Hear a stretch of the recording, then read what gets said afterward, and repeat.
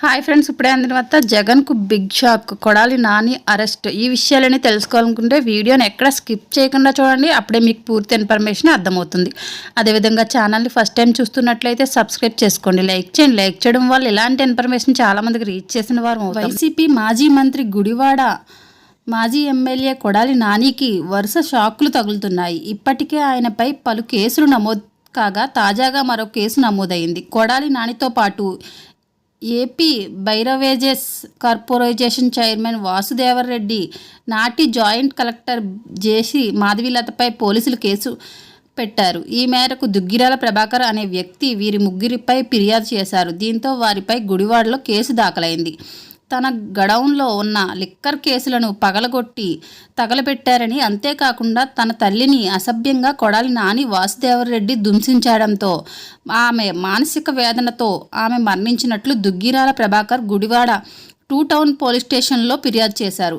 అయితే తమ బాధ చెబితే నాడు జాయింట్ కలెక్టర్గా ఉన్న మాధవీలత కూడా న్యాయం చేయపోగా తమను దుంసించారని ఆరోపించారు. ఈ నేపథ్యంలో పోలీసులు కొడాలి నానితో సహా మిగిలిన వారిపై 448, 427, 506 అండ్ W34 IPC సెక్షన్ కింద కేసులు నమోదు చేశారు. పబ్లిక్ టెండర్ ద్వారా 2011లో తన తల్లి సీతామహాలక్ష్మి పేరుపై తాము AP beverages liquor godown license దక్కించుకున్నామని ప్రభాకర్ వివరించారు. ఈ క్రమంలో 2019లో వైసీపీ ప్రభుత్వం అధికారంలోకి వచ్చిన వెంటనే పద్మారెడ్డి అనే వ్యక్తికి లబ్ధి చేకూర్చేందుకు కొడాలి నాని, వాసుదేవర్ రెడ్డి, మాధవీలత ప్రయత్నించారని ప్రభాకర్ ఆరోపించారు. ఆ గడౌన్ను స్వాధీనం చేసుకోవడానికి కొడాలి నాని అనుచరులు తమను బెదిరించారని ఆవేదన వ్యక్తం చేశారు.